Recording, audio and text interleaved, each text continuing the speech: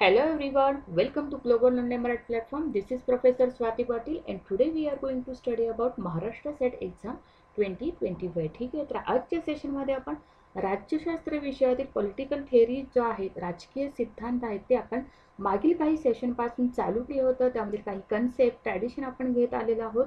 त्यासोबतच आज आपण जी महत्त्वाची ट्रॅडिशन आहे, महत्त्वाची कन्सेप्ट जी आहे मार्क्सिझम म्हणजेच मार्क्सवाद जो आहे त्याच्याविषयी आज आपण चर्चा करणार आहोत. या मार्क्सवादावरती आपल्या दरवर्षी एखादा क्वेश्चन असतोच असतो. एक तर marks related as a thinker म्हणून क्वेश्चन असतो किंवा theory related political theory related आपल्या मार्क्सवादावरती प्रश्न विचारले जातात. त्यामुळे हा टॉपिक किंवा ही कन्सेप्ट जी आहे आज आपण घेणार आहोत ती अत्यंत महत्त्वाची आहे. ठीक आहे, तर त्या अगोदर ग्लोबल ऑनलाईन मराठी प्लॅटफॉर्म आम्ही तुम्हाला कोणकोणत्या गोष्टी प्रोव्हाइड करत आहोत, तर महाराष्ट्र सेट 2025 या एक्झाममध्ये या कंप्लीट कोर्समध्ये पॉलिटिकल सायन्समध्ये आम्ही तुम्हाला डेली लाईव्ह सेशन्स प्रोव्हाइड करत आहोत. फुल सिलेबस व्हिडिओ लेक्चर्स प्रोव्हाइड करत आहोत. त्यासोबतच फुल सिलेबस नोट्स देखील प्रोव्हाइड केल्या जातात. त्याही इंग्लिश आणि मराठी या दोन्ही माध्यमातून आपल्याला नोट्स प्रोव्हाइड केल्या जातात. त्यासोबतच मॉक टेस्ट राहते, तसेच practice previous years question with solution आणि इम्पॉर्टंट ट्रिक्स सुद्धा आपल्याला या ठिकाणी दिल्या जातात. ठीक आहे, तर ही कम्प्लिटली आपली नवीन बॅच आहे. नोटिफिकेशन आपल्या लवकरात लवकर येईल जूनच्या पर्यंत, म्हणजे जूनच्या आतमध्ये आपली एक्झाम होण्याची जास्त शक्यता असणार आहे. त्या अगोदर आपला बराचसाच अभ्यास कव्हर होणं गरजेचं आहे. इनफॅक्ट जेव्हा नोटिफिकेशन येईल तेव्हा आपलं शक्यतो रिव्हिजन चालू होणं अपेक्षित असतं. ठीक आहे, तर याकरिता ही आपली कम्प्लिटली नवीन बॅच आहे. 1 जानेवारी 2025 पासून आपले डेली रोज लाईव्ह सेशन चालू होणार आहेत. ज्या लोकांनी अजूनपर्यंत ॲडमिशन घेतलेलं नाही त्यांनी लवकरात लवकर ॲडमिशन घेणं गरजेचं आहे. फी स्ट्रक्चर काय आहे? फी आहे 10,000 रुपये, पण तुमच्यासाठी डिस्काउंट करून ती असणार आहे 8,000 रुपये. या 8,000 रुपयामध्ये जेव्हा तुम्ही पॉलिटिकल सायन्ससाठी ॲडमिशन घेत असाल त्यासोबतच तुम्हाला पेपर फर्स्ट देखील अगदी मोफत करता येणार. ठीक आहे, get complete paper first with paper second. ठीक आहे, तर याकरिता खाली दिलेल्या कॉन्टॅक्ट नंबरवरती आपल्याला कॉन्टॅक्ट करायचं आहे, व्हॉट्सअप करायचं आहे. त्याच पद्धतीने ग्लोबल ऑनलाईन ॲप जे आपलं ॲप आहे ते डाउनलोड करून आपण आपलं नाव या ठिकाणी रजिस्टर करू शकता. पॉलिटिकल सायन्सचे वेगवेगळे आपल्या कोर्सेस दिसून येतील. त्यानुसार आपल्याला त्या ठिकाणी रेकॉर्डेड लेक्चर्स आहेत, MCQ रेकॉर्डेड लेक्चरसुद्धा तुम्हाला त्या ठिकाणी बघायला मिळतील. त्यासोबतच जे आता आपले रोजचे लाईव्ह सेशन आहेत ते सुद्धा आपल्याला कव्हर करण्यात येतील. त्याकरिता लवकरात लवकर आपल्याला एनरोल किंवा रजिस्टर आपलं नाव करणं गरजेचं आहे. ठीक आहे, तर आजच्या सेशनमध्ये आपण पाहत आहोत की राजकीय सिद्धांतामध्ये आपण मार्क्सिझम मार्क्सवाद पाहणार आहोत. अतिशय महत्त्वाचा टॉपिक आहे. ओके, तर नेमकं मार्क्सिझमचा आपण आतापर्यंत बऱ्याच वेळा स्टडी करत आलेलो आहोत. आपण जो थिंकर म्हणून थॉट म्हणून जे आपल्याला पॉलिटिकल थॉट म्हणतो आपल्याला सेकंड युनिट जे आहे त्याच्यामध्ये सुद्धा आपण कार्ल मार्क्स आपण आणखी त्यामध्ये डिटेल्स बघणार आहोतच, पण त्यासोबतच आज आपण ॲज अ पॉलिटिकल थेअरी म्हणून सुद्धा मार्क्सिझम मार्क्सवाद ॲज अ सिद्धांत म्हणून जो आहे तो आज आपण पाहणार आहोत. कार्ल मार्क्स कोण आहे, त्याचं पिरियड किती हे लक्षात घ्यायचं आहे. 1818 ते 1883चा त्याचा पिरियड आहे. कार्ल मार्क्स हा नेमका कोण आहे, तर जर्मन फिलॉसॉफर आहे. त्यानं काय केलेलं की पॉलिटिकल इकॉनॉमीची राजकीय अर्थव्यवस्था आहे त्याच्यावरती त्यांनी टीका केलेली आहे. इकॉनॉमिस्ट आहे, अर्थतज्ञ आहे, हिस्टॉरियन आहे, तो ऐतिहासिक पण आहे, म्हणजे इतिहासवाद पण आहे, सोशलिस्ट आहे, सामाजिक आहे, पॉलिटिकल थेअरिस्ट म्हणून त्याच्याकडे बघितलं जातं, जर्नलिस्ट अँड सोशलिस्ट रिव्होल्युशन म्हणून सुद्धा त्याला ओळखलं जातं. नेमकं त्याचे जे तत्व होतं, डॉक्ट्रिन जे होतं ते कधी डेव्हलप झालेलं आहे, तर मिड 19th सेंच्युरीमध्ये ते डेव्हलप झालेलं आपल्याला दिसून होतं. त्याच्या ज्या आयडिया ज्या होत्या मार्क्सच्या त्याच्यासोबत त्याचा एक मित्र देखील त्या डॉक्ट्रिनमध्ये तेवढंच हे करायला सपोर्टर म्हणून एंगल्स पण होता. तर तो नेमकं कोण आहे, तर फेडरिक एंगल्स आणि कार्ल मार्क्सने बरेचशाच कन्सेप्ट मार्क्सिझम रिलेटेड आपल्याला दिलेल्या दिसतात. Who call themselves Marxist. Okay, Marx work examine the historical effects of capitalism. It is very important that in our Marxism concept, that is historical effect of capitalism on labor, productivity and economic development. ठीक आहे, economic डेव्हलपवरती त्यांनी जास्त आपल्याला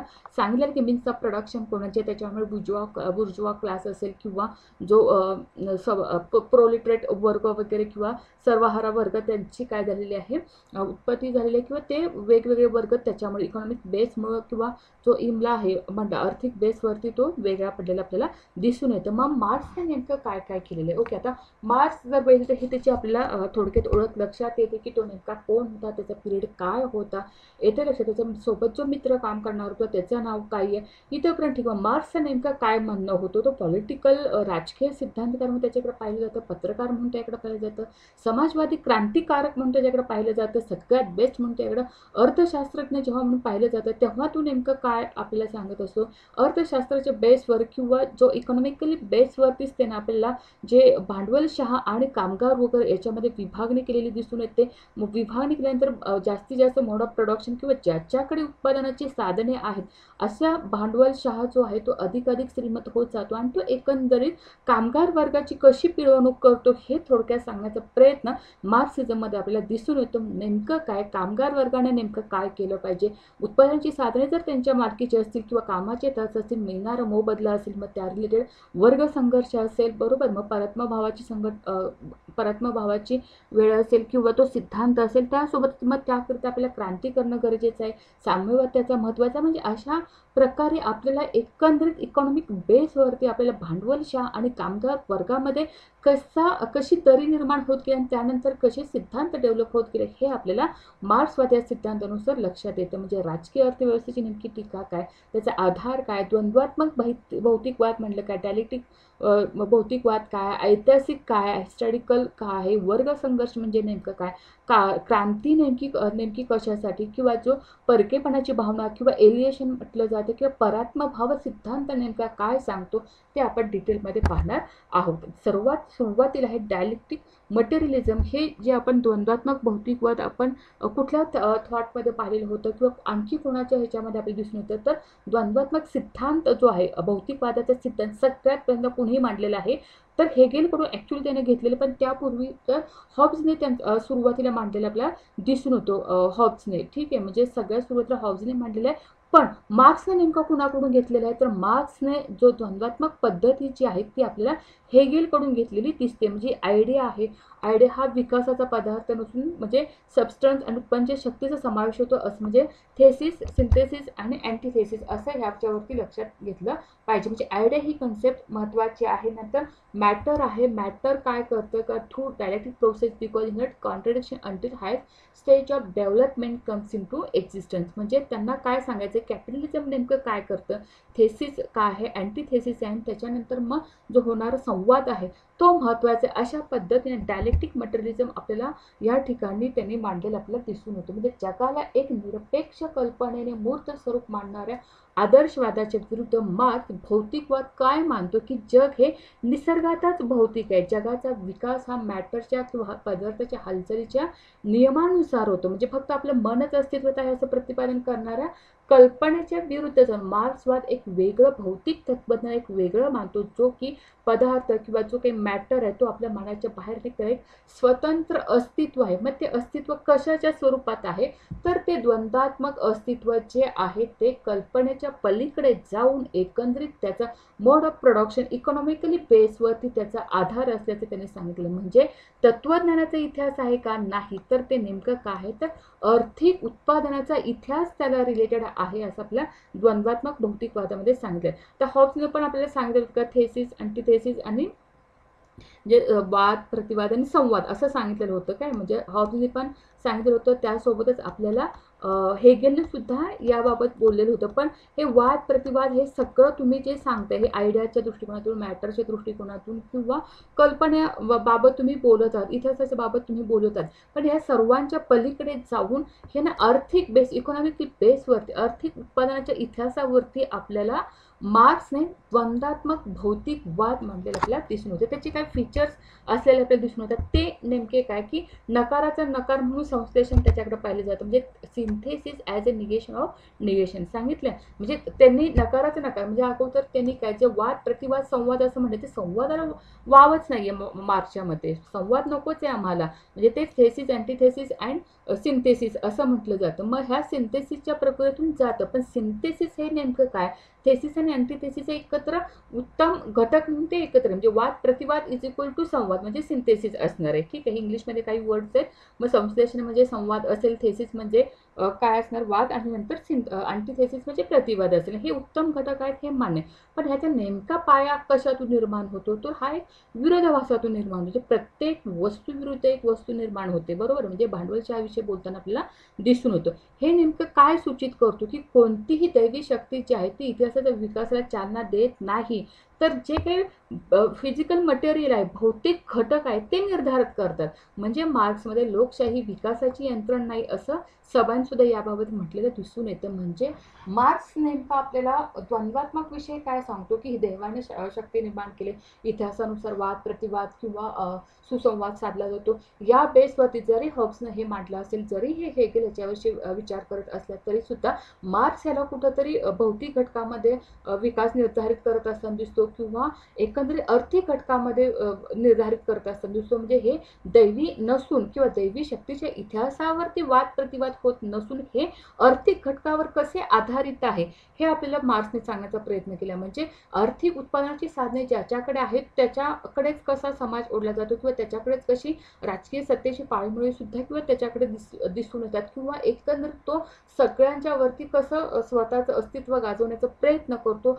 या बेसवर आर्थिक स्थितीच्या भौतिक घटकाच्या बेसवरती आपल्याला मार्क्सिझम द्वंद्वात्मक भौतिकवाद पटवून सांगताना दिसतो. आता यावरती काही टीका सुद्धा आपल्याला दिसून येते, की नेमकं मार्क्सवाद ज्या पद्धतीने सांगतो, की विरोधाभास दाखवतो, की पदार्थ सतत गतिमान असतात, ज्यामुळे समाजाने इतिहास पुढे जातो. जर सामाजिक दृष्टिकोन, जर तुम्ही ऐतिहासिक दृष्टिकोनातून जर तुम्ही या गोष्टी मान्यच करत नसाल, किंवा साम्यवाद हा परिपूर्ण समाज असेल असं यापुढे सांगत असेल, तर हा मॅटर किंवा हा पदार्थ यापुढे पुढे जाणार नाही. म्हणजे वाद प्रतिवाद संवाद हा राहतोच. याबाबत आपल्याला द्वंद्वात्मक भौतिकवादाविषयी मार्क्सचं काय होतं टीका झालेली आपल्याला दिसून येते. आता त्यासोबतच आपल्याला काही हिस्टॉरिकल मटेरियलिझम सुद्धा त्याबाबत बघायला मिळतं.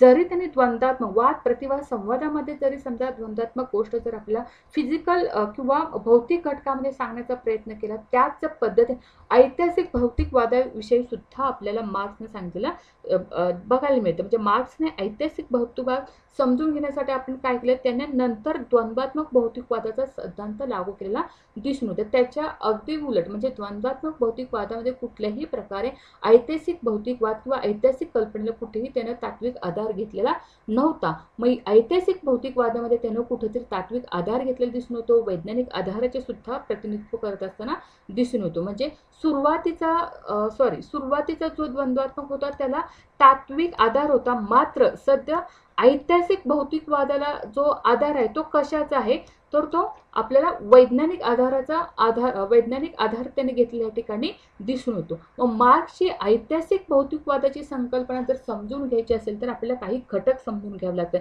जे की आपण म्हणतो की मोड ऑफ प्रोडक्शन म्हणजे उत्पादनाची साधने ज्याच्याकडे आहेत, म्हणजे जे पैसा आहे, भांडवल आहे, जागा आहे, म्हणजे काहीतरी उभा करण्याची इमारत, कारखाना उभा करण्याची जी क्षमता आहे, जी ज्या गटाकडे, जी उत्पादनाची साधने, असा एक वर्ग त्यामध्ये दिसून येतो. आणि त्यासोबत उत्पादनाचा संबंध, ज्या उत्पादनाची पद्धती, उत्पादनाचा संबंध यांच्यातील वर्ग संघर्षाचा संबंध इतिहासाला आकार देतो असं त्यानं म्हटलेलं आहे. म्हणजे दुसरा जो गट आहे, दुसरी जी कन्सेप्ट आहे, दुसरा जो घटक आहे तो नेमका काय, तर त्या उत्पादनाच्या संबंधामध्ये उत्पादनाची पद्धत यातील संबंध जो आहे तो वर्ग संघर्षाचा संबंध कसा आहे आणि तो ऐतिहासिक दृष्टिकोनातून त्याला कसा आकार देतो, या घटकाबाबत बोलताना आपल्याला दिसून येतो. म्हणूनच नेहमी मार्क्स म्हणताना आपल्याला सर्व दिसून होतं की सर्व विद्यमान समाजाचा इतिहास हा वर्ग संघर्षाचा इतिहास आहे. येते लक्षात.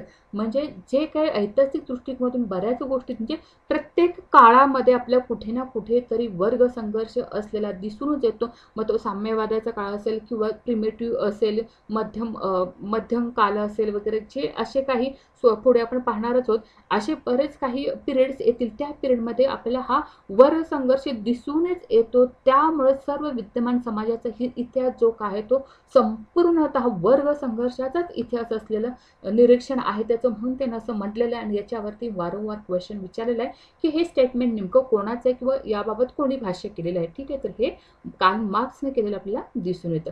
आता मार्क्सची काही ऐतिहासिक भौतिकवादाची संकल्पना सुद्धा आपल्याला दिसून येते, जी की प्रगतिशील आहे, जिथे इतिहासाच्या वर्तमान टप्पा मागील पेक्षा कसा चांगला आहे, कशी प्रोग्रेस झाली ते आपल्याला बघायचं. म्हणजे सरंजामशाही आहे, भांडवलशाही चांगली आहे, किंवा प्रिमेटिव्ह स्टेजमध्ये कोणकोणत्या गोष्टी झाल्या, काही उत्क्रांतवादी दृष्टिकोनातून पुढे कोणकोणत्या गोष्टीमध्ये प्रोग्रेस झाली हे आपल्याला, आणि शेवटी साम्यवादापर्यंत कसा समाज येऊन पोहोचला ह्या गोष्टी आपण पाहणार आहोत. मग त्यालाच आपण ऐतिहासिक भौतिकवाद म्हणून मार्क्सने सांगितलेलं दिसून येतं. आता हे नेमके कोणकोणते स्टेजेस आहेत जे की आपल्या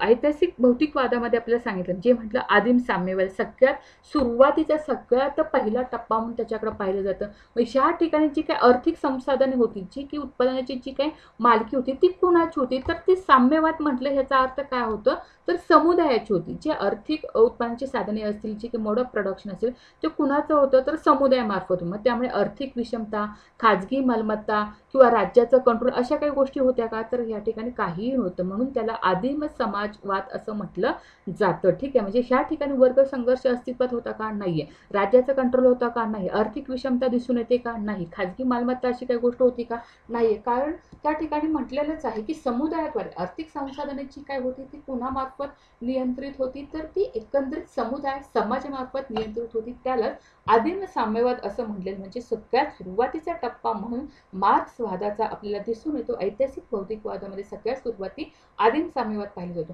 त्यानंतर मग कुठेतरी उत्पन्नाची साधने मालकीची व्हायला लागली, त्यामध्ये परत मालक व्हायला लागले, मालक आणि गुलाम यांच्यामध्ये वर्ग विभाजन झालं, खाजगी मालमत्ता ही संकल्पना उदयास आली. खाजगी मालमत्ता उदयास आल्यामुळं कुठेतरी असणाऱ्याची भावना म्हणजे ज्याच्याकडे मोड ऑफ प्रोडक्शन आहे, ज्याच्याकडे उत्पादनाची साधने, त्याच्याकडे कुठेतरी मालक असण्याची भावना तयार झाली.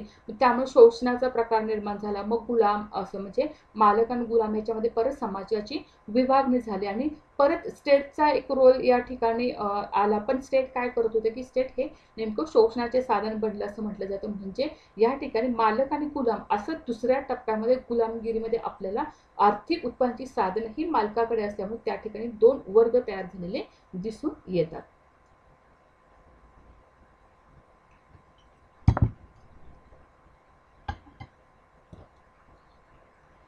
ठीक आहे, सगळ्यात सुरुवातीचं जे आपण बघतो आदिम साम्यवाद, नंतर गुलामगिरी अस्तित्वात आली.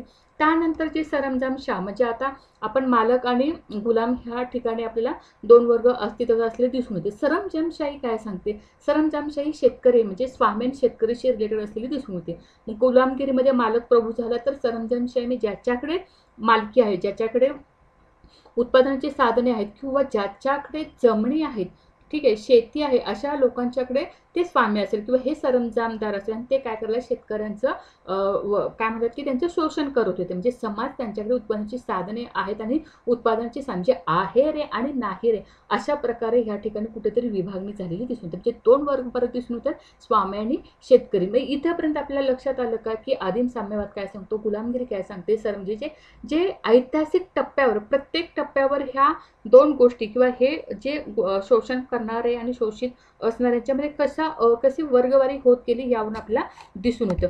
पुढचं काय, जे की कॅपिटलिझम आणि कम्युनिस्ट सोसायटी शेवटचे, म्हणजे भांडवलशाही व्यवस्था आली, जी की आपण कारखानदारी सोबत पाहतो की सामाजिक वर्ग आहे, ज्याच्याकडे भांडवलदार वर्ग आहे त्यालाच बुर्जुआ असं म्हटलं जातं, आणि सर्वहारा वर्ग किंवा कामगार वर्गाचा या ठिकाणी उदय झालेला दिसतो.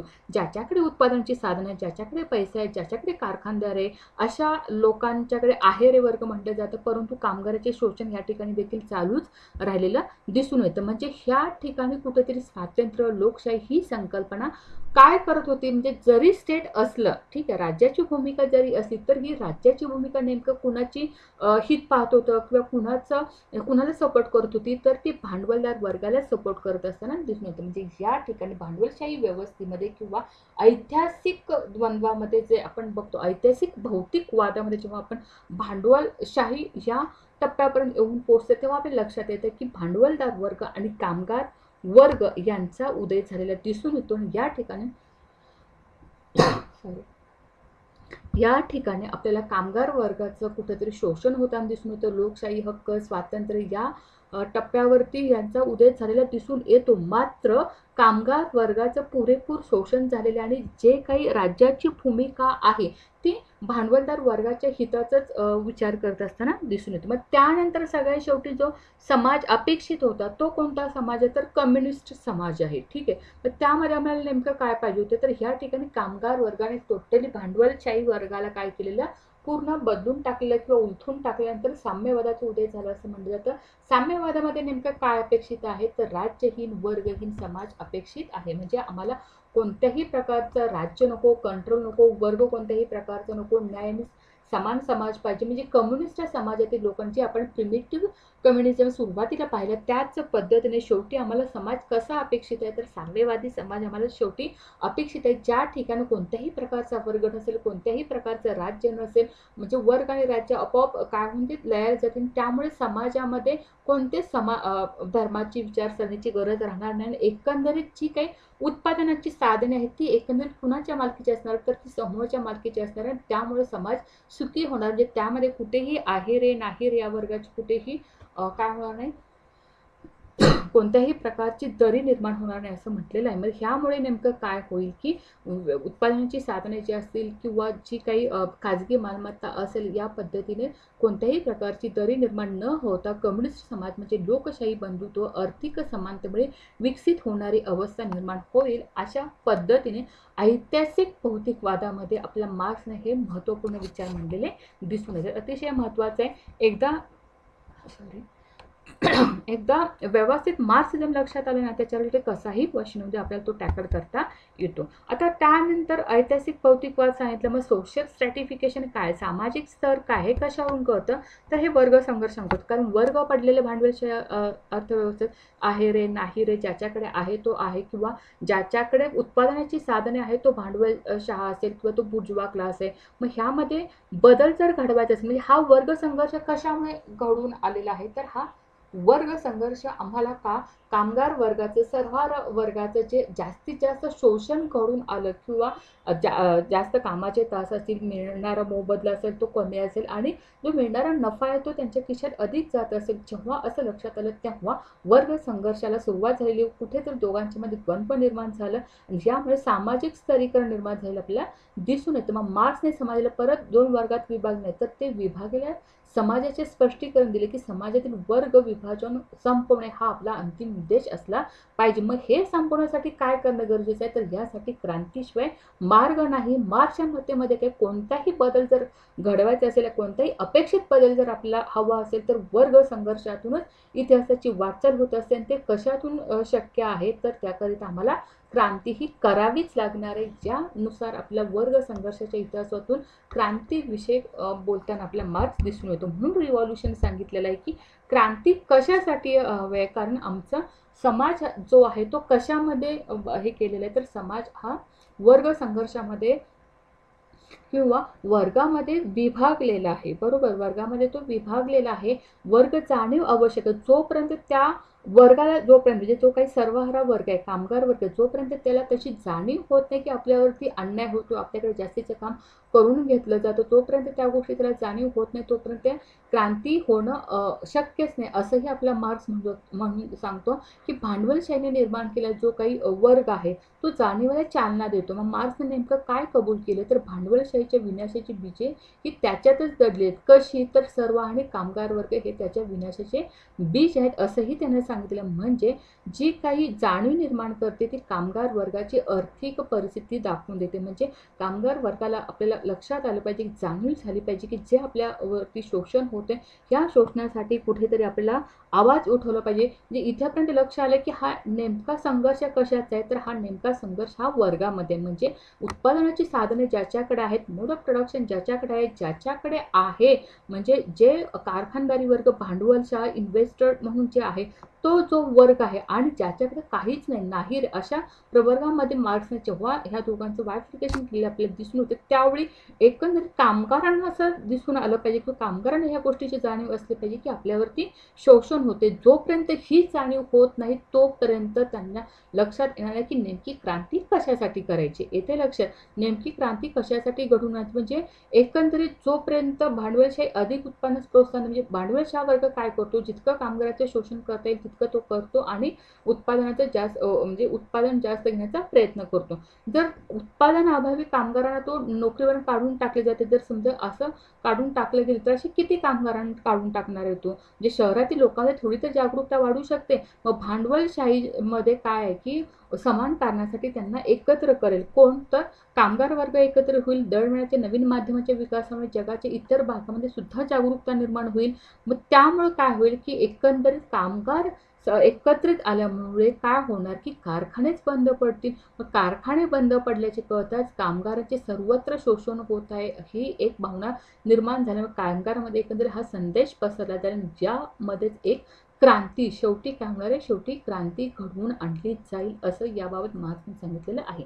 मग ही क्रांती नेमकी काय असणार आहे, तर मानव जातीची अंतिम मुक्ती आणेल असं त्याने सांगितलेलं. म्हणजे तो सर्वहारा वर्गाला सत्य, म्हणजे जेव्हा अशी क्रांती घडून येईल तेव्हा क्रांतीमुळे सर्वहारा वर्गाची किंवा कामगार वर्गाची एकी दिसून येईल, जाणीव दिसून येईल, त्यांच्यामध्ये होणारी जागरूकता दिसून येईल. अशा कारणामुळे काय होईल की कारखाने बंद पडतील आणि यावेळी मग जो भांडवलशाही वर्ग असेल त्यांना त्यांच्या मागण्या कंप्लीट कराव्या लागतील किंवा सर्व हा वर्गाला काय करेल, सत्तेवर आणावं लागेल. म्हणजे उत्पादनाची सर्व साधने ही जी आहे ती कोणाच्या अधिपत्य येतील, तर ती एकंदरीत भांडवलशाह वर्गाच्या अधिपत्याखाली न येता ती सर्व साधने सामाजिक मालकीची होतील. मग सामाजिक मालकीची होण्यासाठी मार्क्स याकरिता म्हणूनच म्हणतो की सर्व कामगारांना एकत्र येण्याचे आव्हान करतो, कारण त्यांच्याकडे गमवण्यासारखे काहीच नाही, परंतु त्यांची महत्त्वाची साखळी आहे, त्यांची चेन आहे. ही गोष्ट आपल्याला कम्युनिस्ट मॅनिफेस्टोमध्ये क्रांतीच्या विषयक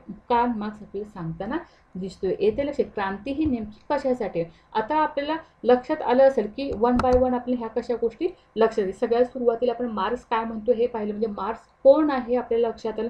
मार्क्स नेमकं सुरुवातीला एक काहीतरी द्वंद्वात्मक भौतिकवाद सुरुवातीला मांडतो. द्वंद्वात्मक भौतिकवादामध्ये सॅटिस्फॅक्शन होत नाही किंवा वाद प्रतिवाद सुसंवादामध्ये तो अडकून राहतो. मात्र वाद प्रतिवाद संवाद हा कल्पनेच्या पलीकडे जाऊन, ऐतिहासिक दृष्टीच्या पलीकडे जाऊन तो मॅटरमध्ये त्याला पाहायला बघतो. मग ही गोष्ट लक्षात येते तेव्हा तो कुठेतरी मग ऐतिहासिक भौतिकवादाकडे उतरतो. ऐतिहासिक भौतिकवादामध्ये तो नंतर काय सांगतो आपले की ऐतिहासिक भौतिक म्हणजे प्रत्येक वर्ग आहे तो संघर्षाच्या कालांतराने तो डेव्हलप झालेला आहे. मग नेमके कोणकोणते वर्ग आहे, कुठल्या कुठल्या टप्पे आहेत, ऐतिहासिक भौतिकवादाचे कोणकोणते टप्पे आहे.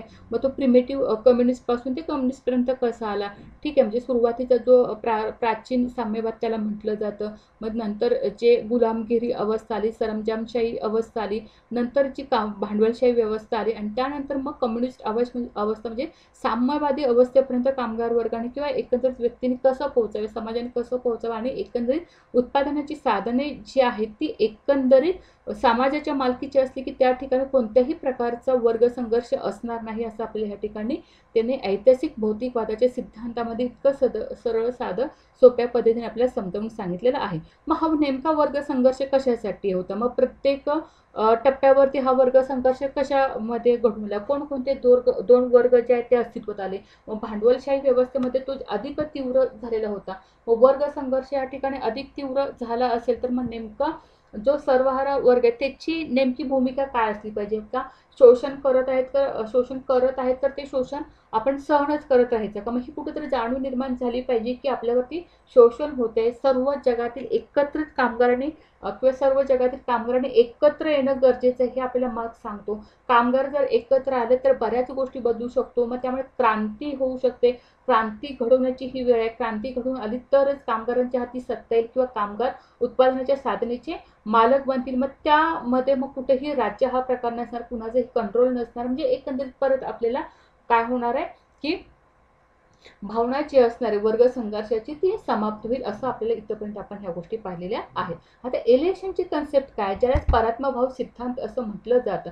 परात्मभाव म्हणजे नेमकं काय होतं की परात्म असणं किंवा परकेपणा त्याला असं म्हटलं जातं किंवा व्यक्ती किंवा समाज एखाद्या घटकापासून समाजापासून किंवा एकंदरीत मोड ऑफ प्रॉडक्टपासून वेगळा असेल किंवा स्वतःवरील नियंत्रणापासून तो विभक्त असेल. म्हणजे कुठेतरी परकेपणाची भावना अलग भाव सिद्धांत असं सुद्धा त्याला म्हटलेलं आहे. मग मार्क्स नेमकं याबाबत काय म्हणतो तर भांडवलशाही अर्थव्यवस्थेत मनुष्याने काय केलं की मनुष्य हा भांडवलशाही अर्थव्यवस्थेत कुठेतरी जगापासून दुरावलेला दिसून येतो. जो मानवाने हा दुरावा कोणी निर्माण केला, हा मानवानेच निर्माण केला. मानव म्हणजे नेमकं कोण, जे भांडवलशाही अर्थव्यवस्थेत काम करतात किंवा जे उत्पादनाची साधने ज्यांच्याकडे आहेत असाच भांडवलदार वर्ग जो आहे त्यानेच निर्माण केलेले आहे. त्यामुळेच त्याने काय केले, जी अर्थव्यवस्था आहे ती मनुष्याला या जगापासून दूर नेताना दिसून येते. मग हे सुरुवातीचा जो यंग मार्क्स होता तो नेमकं काय सांगतो, मग त्याने तिची जी कल्पना होती, त्याचं जे सुरुवातीच्या तत्त्वाने आर्थिक हस्तलिखित होती, त्यामधून ह्या गोष्टी त्याने सांगितलेल्या दिसून येतात. मग ही परात्म्याची भावना ही नेमकी काय, तर श्रम करण्याची किंवा श्रम करण्याची क्षमता असेल, माणसाची विशिष्ट गुणवत्ता असेल, जे श्रम करून घेईल, त्याच्याकडे क्रिएटिव्हिटी असून देखील सुद्धा मानवाला, आता बघा कसं म्हणतं की कामगार मध्ये आपल्याला दिसून येते की तो कारखान्यात येऊन काम करतो, जे काही प्रोडक्शन असेल ते करण्याचं हे असतं, पण त्या बदल्यात जर समजा एखादी गोष्ट जर तो करत असेल, तर त्या बदल्यात जर त्याला योग्य मोबदला मिळत नसेल, बरोबर, योग्य मोबदला मिळत असेल, जेवढं शारीरिक कष्ट करतात, जेवढं येणार, जेवढे इनपुट देतात तेवढं जर आउटपुट त्यांना मिळत नसेल, तर त्यामध्ये ते खुश किंवा आनंद ते व्यक्त करू शकतात का, किंवा श्रम करताना मनुष्य किंवा काय म्हणतात समाधान काम करतील का, किंवा आनंद घेऊन काम करतील का, नाही. मग ते कुठेतरी त्या दृष्टीने परकेपणाची भावना निर्माण होती की नाही, हे आपल्याला त्याच्यातून आनंदच मिळत नाही, म्हणजे फक्त करायचं म्हणून काम केलं जातं. म्हणजे कामगारांनी त्यांच्या कामातील आनंद जे आनंद टिकून राहिले का, नाही, तर हा आनंद कुठेतरी गमावलेला दिसून होतो. मग हे काम कशासाठी करायचं, तर ही गरज म्हणून असेल, मजबूर म्हणून असेल, आणि त्यामुळेच जी काही भावना निर्माण होते त्याला परकेपणाची भावना, अलगपणाची भावना किंवा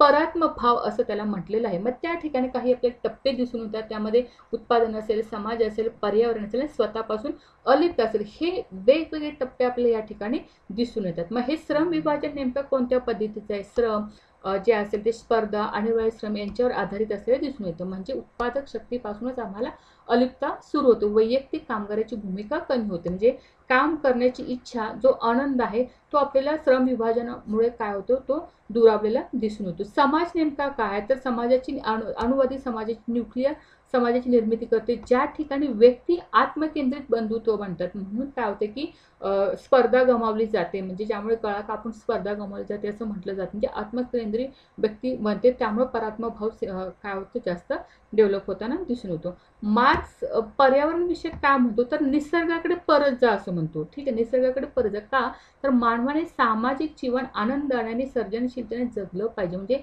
त्याच गोष्टी कामगार वर्ग आहे, भांडवलदार आहे, कारखान्यात काम करणार, जे काही काम करतो त्याच्यावरती आपल्याला सॅटिस्फॅक्शन नाही, आनंद नाही, सुख नाही, समाधान नाही, म्हणजे कुठेतरी आपल्याला जर परकेपणाची भावना निर्माण होत असेल, तर त्याकरिता पर्यावरण किंवा निसर्गाकडे, रुसो ज्या पद्धतीने नैसर्गिक हक्काचा सिद्धांत मांडतो, नैसर्गिक तत्वावर जास्त भर देतो, त्यानुसारच मार्क्स रुसोप्रमाणे सांगतो की निसर्गाकडे परत जा, जेणेकरून मानवाने सामाजिक जीवन हे जे आहे ते आनंदाने आणि क्रिएटिव्हिटी किंवा सर्जनशीलतेने जगलं पाहिजे असं सांगितलं. आणि त्यापासून स्वतःपासून अलिप्तता म्हणजे काय, ते परकेपणाचे टोकाचे स्वरूप म्हणून स्वतःपासून अलिप्त होणं, म्हणजे ज्या ठिकाणी माणूस वस्तूसारखा बनतो आणि यंत्रासारखा वागतो, म्हणजे हे एक टप्पा आपल्या या ठिकाणी सांगितलं की स्वतःपासून माणूस अलिप्त होतो. का होतो, म्हणजे परात्म भाव सिद्धांत तोच सांगतो की व्यक्ती, कामगार जी असते ती कारखान्यात येते, काम करते, तिला स्पेसिफिक मानधन दिलं जातं या काम करायचं, म्हणजे असं एकंदरीत तो टेक्निकली यांत्रिक पद्धतीने वागायला लागतो. म्हणजे अशा पद्धतीने आपला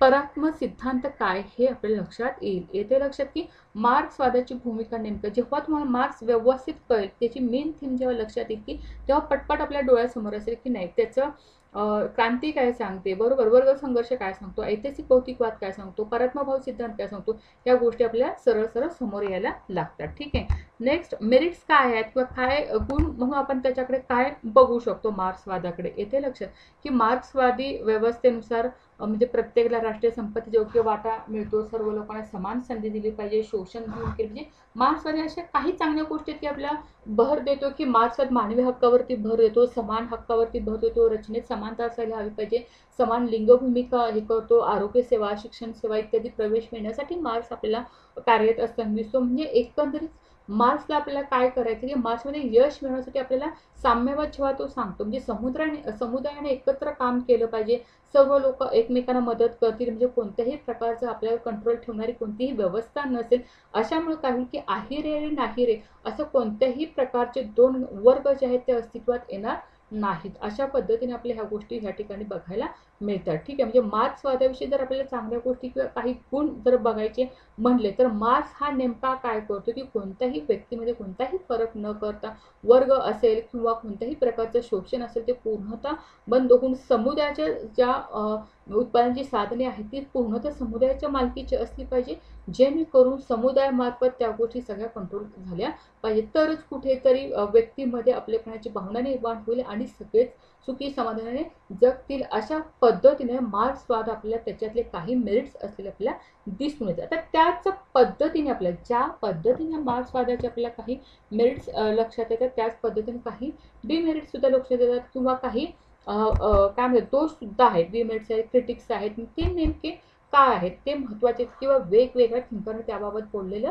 दिसून येतं. तर डॉक्टर B.R. आंबेडकरांना मार्क्सवाद हा नेमका काय वाटतं तर अलोकतांत्रिक वाटला. का तर त्यांच्या म्हणण्यानुसार सामाजिक समस्यांना गैरभौतिक मुळाचा सामना करण्यास तो असमर्थ वाटतो. म्हणजे समानतेचे साधन म्हणून तो हिंसाचाराच्या विरोधात होतं असं आपल्याला डॉक्टर B.R. आंबेडकर यांनी म्हटलेलं दिसून येतं. मग सुरुवातीला आंबेडकरांनी पाहिले की मार्क्सवाद सामाजिक कलंकातून उद्भवलेल्या समस्या सोडवू शकत नाही.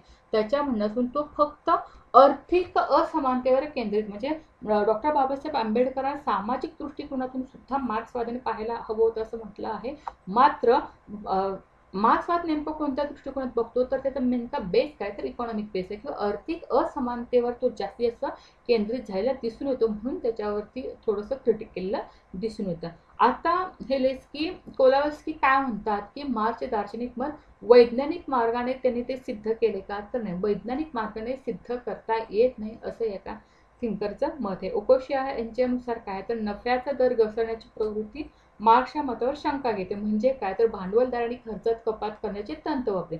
वास्तविक वेतन वाढले नाही तर नफ्याचा दर कसा वाढणार, बरोबर आहे. जे वेतन वाढलं तर नफ्याचा दर वाढला पाहिजे असं ते कुठेतरी म्हणताना दिसून येतात. म्हणजे भांडवलशाही देशाच्या संबंधात समाजवादी देशातील जीवनमान खालच्या पातळीवरती आल्याची टीका देखील करण्यात आली, पण तो दावा असा विवादित असलेला दिसून.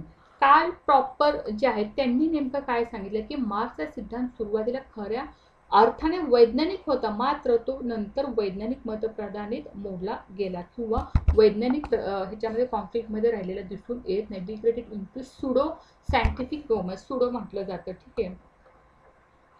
सुडो वैज्ञानिक मतप्रणालीत मोडला गेला असं म्हटलं जातं, ठीक आहे. लोकशाही समाजवादी ही संकल्पना नाकारतात की कम्युनिझम केवळ वर्ग संघर्ष आणि सर्वहार क्रांतीद्वारे साध्य होऊ शकतो का नाही, तर मार्क्सवादाबाबत हा एक दोष सांगण्यात आलेला आहे. अनेक गैर मार्क्सवादी उदारमतवादी समाजवादी क्षणभंगूर अवस्थेची जी गरज आहे ते नाकारताना दिसतात.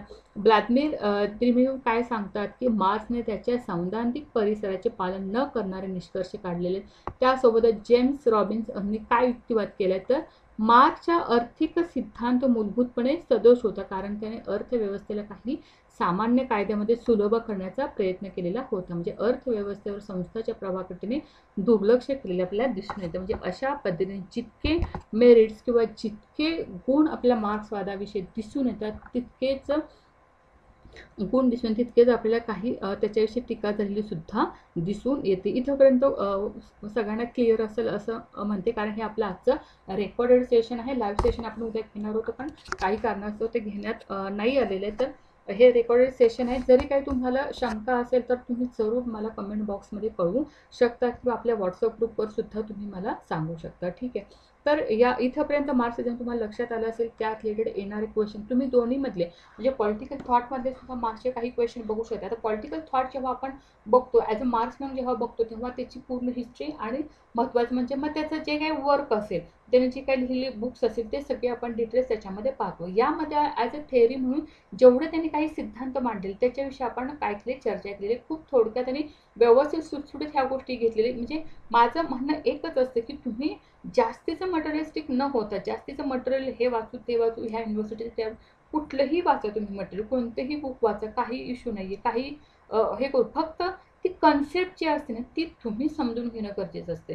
मी दिलेल्या PPTमध्ये समजून घ्या, आम्ही दिलेल्या नोट्समध्ये समजून घ्या, एखादं बुक जे आत्तापर्यंत तुम्ही रेफर करता त्यामधून तुम्ही समजून घ्या. No issue, no any doubt about that. But still तुम्ही काय केलं पाहिजे की तुम्हाला ज्या काही कन्सेप्ट आहेत ते व्यवस्थित त्याचं चिंतन म्हणून केलं पाहिजे. नेमकं मला मार्क्सिझम काय सांगतो, नेमकं सोशलिझम आम्हाला काय सांगतो, कन्झर्वेटिव्हमध्ये जे वन लाईनर सेंटेन्समध्ये आपल्याला कन्झर्वेटिव्ह म्हटले की लक्षात आले, मार्क्सिझम म्हटले की इतक्या सोप्या पद्धतीमध्ये आपल्याला अभ्यास करायचा. म्हणजे राज्यशास्त्र विषयामध्ये सेट नेट काढणं खरंच अवघड नाही. म्हणजे ॲक्च्युली हा विषय बऱ्याच जणांना अवघड वाटतो. बरेच साहजिक आहे, कारण बरेच युनिट्स आहेत त्याच्यामध्ये, बऱ्याच गोष्टी आपल्यामध्ये अभ्यासाच्या असतात, जे की थॉट म्हणून वेगळं बघावं लागतं, पॉलिटिकल थेअरी म्हणून वेगळं बघावं लागतं, कंपॅरेटिव्ह वेगळं आहे, इंटरनॅशनल वेगळं आहे, ऑर्गनायझेशन्स वेगळे आहेत, कॉन्स्टिट्यूशन वेगळं आहे, येते लक्षात आपलं ॲडमिनिस्ट्रेशन आहे. म्हणजे असं वेगवेगळ्या प्रकारामध्ये जेव्हा आपण पॉलिटिकल सायन्स अभ्यासतो तेव्हा तो एक पॉलिटिकल सायन्स एकत्रित असताना आपल्याला दिसतो. मात्र बऱ्याच लोकांना तो विषय कुठेतरी अवघड वाटतो. अवघड वाटण्याचं कारण हेच आहे की बरेच युनिट्स असे वेगवेगळे असलेले दिसून येतात. मात्र आपल्यासाठी हे जर क्रक्स काढायचं जर तुम्ही ठरवलं व्यवस्थित, क्रक्स की नेमकं आम्हाला काय करायचं हे जर तुमचं क्लिअर झालं ना, की तुम्हाला परफेक्ट कळेल की राज्यशास्त्र विषयामध्ये सेट नेट होणं किती सोपं आहे. येते लक्षात, म्हणजे तुम्हाला त्या गोष्टीपर्यंत जाण्याकरिता येते, म्हणजे सुरुवातीला मनाने किंवा माइंड प्रिपेअर असणं फार गरजेचं आहे. सुरुवातीचे काही आपले जे मोटिवेशनल लेक्चर्स तुम्ही पाहिले असतील विद्यार्थ्यांनी जे आपले क्लासला आहेत, त्यांच्या लक्षात आलं असेल की त्याच्यामुळे तुम्हाला लक्षात की तुम्हाला नेमकं माइंड प्रिपेअर असणं म्हणजे नेमकं काय, त्या गोष्टी म्हणजे माइंड प्रिपेअर म्हणजे सगळ्यात पॉझिटिव्हिटी असणं म्हणजे नेमकं काय, किंवा आपण काय करणार आहे हा मॅप आपला तयार असला पाहिजे की नाही. मला म्हणजे मी माझ्या बाबतीत सांगते, म्हणजे मला असं वाटायचं की नाही, मला आता सेट एक्झाम द्यायची आहे ना, ठीक आहे, काय आहे त्यामध्ये पेपर फर्स्ट आहे, पेपर सेकंड आहे, मेरिट किती लागतं, लगेच मेरिट बघून घ्यायचं, ठीक आहे. आमच्या वेळी 59 मेरिट लागेल आमच्या वेळी 2019 म्हणजे 60% मेरिट ह्यांचं लागतं, म्हणजे आपल्याला 65% मार्क्स पाडायला पाहिजे. मग 65% साठी काय करावं लागतं, मग पेपर फर्स्टमध्ये किती घ्यावं लागते, पेपर सेकंडमध्ये किती घ्यावं लागते, पेपर फर्स्ट 50 मार्काचे, पेपर सेकंड 100 मार्काचे. निगेटिव्ह मार्किंग नाही आहे, निगेटिव्ह मार्किंग नसणं म्हणजे खूप मोठी संधी आहे आपल्यासाठी. निगेटिव्ह मार्किंग असतं तेव्हा बराच फरक पडतो आणि बरंच मेरिट खाली येतं आणि ते एक फार मोठी कसरत असते. तर तू आतापर्यंत आपल्याला निगेटिव्ह मार्किंग नाही, त्यामुळे खूप मोठी गोष्ट चांगली आहे की तुमच्यासाठी क्वालिफाय होण्यासाठी, ठीक आहे. मग त्यामध्ये पेपर फर्स्ट मला किती मार्क्स पडले हा रोडमॅप तयार होऊ दे ना, जे की आता बऱ्याच मागच्या सेशनमध्ये आपण बोललेलो होतो की अनिल सर असतील, ऐश्वर्या मॅम असतील वगैरे, की पेपर फर्स्ट तुमचा काय बोलतो, सेकंडवर तो तुम्ही भर देतो, दोन्ही पासून तुम्हाला विचार करायला हवा आहे, ठीक आहे. पेपर फर्स्ट काय म्हणतो, मला 20-25 मार्क्स येतात, 30 येतात, 35 येतात, तर तुम्ही वाढवा ना, तिथं मला जास्तीत जास्त कसे घेता येईल. पेपर सेकंडमध्ये तुम्ही 60-70 घेऊ शकता इझिली. बऱ्याच जणांचा पेपर का जातो किंवा का क्वालिफाय होत नाही, तर बरेच जण पेपर फर्स्टकडे दुर्लक्ष करतात. येतील माझा राज्यशास्त्र विषय, मला राज्यशास्त्र विषयात सेट क्वालिफाय व्हायचं, तर राज्यशास्त्रात ते धरून बसतात. तसं नाही करा, राज्यशास्त्रात तुम्ही तिथे धरून राहाच, 60-70 तिथे तुम्ही मार्क आणत, मात्र पेपर फर्स्टला अजिबात दुर्लक्ष करता कामा नये. पेपर फर्स्ट हे तितक्याच टाकतील, 30च्या तर पेपर फर्स्टमध्ये आलात तुम्ही, 30च्या कमीत कमी बरं का, 30च्या जर पेपर फर्स्टमध्ये जर तुम्ही आलात तर तुम्ही क्वालिफाय होणार नाही. जास्तीत जास्त तुम्हाला 35 ते 40च्या मध्ये तुम्हाला मार्क आणावेच लागतील, तरच तुम्ही पास होणार. कुठल्याही विषयासंदर्भात हीच स्ट्रॅटेजी, हिस्ट्री असेल, सायकोलॉजी असेल, बाकीचे जे विषय असतील, पॉलिटिकल सायन्स रिलेटेड आपले जसं आहे तसं, जे सोशल सायन्सचे कुठलाही विषय असले, त्यांना पेपर फर्स्टमध्ये 35च्या 40मध्ये जर तुम्ही आला नाही, इकडे तुम्हाला कितीही मार्क्स मिळू देत, मग ते मेरिट ठरतं काय असेल. पेपर फर्स्ट व्यवस्थित क्लिअर केलं ना की तुम्ही हमखास पास होणार, हा माझा शब्द आहे.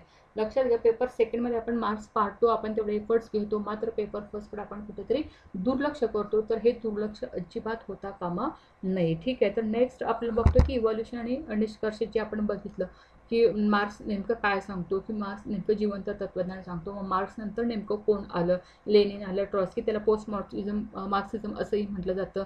स्टॅलिन, लक्झेंबर्ग, ग्राम्सी, लुकास, माओ असतील इत्यादी नंतर तो जास्त डेव्हलप केलेला दिसून येतो. म्हणजे विचारधारा म्हणून मार्क्सवादाची निश्चितच धार हरवली आहे, पण ती पूर्णपणे निरर्थक झाले का नाही. शोषण चालू राहील, लोकांच्यावर अत्याचार, दमन केले जाईल, तोपर्यंत मार्क्सवाद समर्पक राहील, असं एकंदर त्याचं मूल्यमापन असलेलं आपल्याला दिसून येतं. यावरती जर आणखी काही शंका असेल तर मला कमेंट बॉक्समध्ये जरूर कळवा की काही शंका आहेत वगैरे, किंवा मार्क्सिझम नाही समजला त्याच्या रिलेटेड क्वेश्चन बघा. आणि सांगितल्याप्रमाणे पेपर फर्स्टवरती जास्तीत जास्त फोकस करणं गरजेचं आहे, ठीक आहे. मार्क्स ह्याच्या पेपर फर्स्टवर फोकस करा. 35 ते 40 कसे मार्क्स पडतील बघा. सेटचे, नेटचे जे पेपर मिळतील ते सगळे पेपर आपल्याला सोडवायचे. पेपर सोडवण्यावर जास्त भर द्या. रिझनिंग ज्याला जमत नाही, डेटा इंटरप्रिटेशन जगत नाही, रोज प्रॅक्टिस करा, रोज त्याच्यासाठी स्पेसिफिक वेळ द्या. फक्त राज्यशास्त्राला जास्तीत जास्त वेळ देऊ नका. 60-40चा रेशो ठेवायचा. जर समजा तुम्ही 10 तास अभ्यास करत असाल तर 60% तुम्ही पॉलिटिकल सायन्ससाठी देऊ शकता, 40% तुम्ही किंवा 4 तास तुम्ही पेपर फर्स्टसाठी देऊ शकता. मग पेपर फर्स्टमध्ये फक्त थेरॉटिकल पार्टच बघायचं का नाही, मग त्यामध्ये कॉम्प्रिहेन्शन आहे, आकलन आहे, म्हणजे जे उतारे दिले जातात, मग ते सोडवण्याचा प्रयत्न करा. ज्या तुमच्या हातात आहे तिथे एकही मार्क घालवायचं नाही. तिथंच उतार आहे, तिथेच उत्तर आहे, मग 5 पैकी 5 मार्क्स आलेच पाहिजेत. किंवा रिझनिंग ह्याचा भाग असेल, टीचिंग ॲप्टिट्यूडचा भाग असेल, किंवा रिसर्चचा भाग असेल तिथं 4-5 आलं का तुम्हाला 35 मार्क्स पडणार नाहीत, येते लक्षात. थोडीशी प्रॅक्टिस करून बघा आणि होता होईल तेवढी जरी आता शेवटच्या आठवड्यात जरी मी तुम्हाला अवेलेबल नसेल तर आपण ह्याच्यावरती आहेच, ग्रुपवरती आहे किंवा कमेंटमध्ये पण तुम्ही चॅटमध्ये पण तुम्ही मला मेसेज करू शकता, आपण त्याच्यावर चर्चा करू. आणि महत्त्वाचं म्हणजे काय की मला पेपर सोडा आणि मार्क्स सांगा, रोज एक पेपर सोडा आणि मला मार्क्स सांगा, म्हणजे तुमची प्रोग्रेस तुम्हालाच कळेल की नाही मॅडम आजचा पेपर मी हा पेपर फर्स्ट सोडवले आहे, सेकंड हा याचे एवढे मार्क्स. दुसऱ्या दिवशी त्याच्यात परत प्रोग्रेस झाली पाहिजे. आज जर 25 पडले, 26 पडले, दुसऱ्या दिवशी 28 येतील, 30 येतील, हे रोजच्या रोज करत आणि जोपर्यंत आपली एक्झाम होत राहील ते तुम्हाला गोष्टी लक्षात येतील. ठीक आहे, तर आजचं सेशन आपण ह्या ठिकाणी समाप्त करत आहोत. धन्यवाद. भेटू आपण 1 जुलैला, जे की आपले रोजचे लाईव्ह सेशन चालू असणार आहे. त्या पद्धतीने 1 जुलै 2025 पासून आपण न्यू इयरपासून आपण नवीन बॅच सुरू करत आहोत. तर जास्तीत जास्त लोकांनी ॲडमिशन घेणं गरजेचं आहे. लाईव्ह सेशन आपले रोजचे असणार आहे. ठीक आहे, धन्यवाद.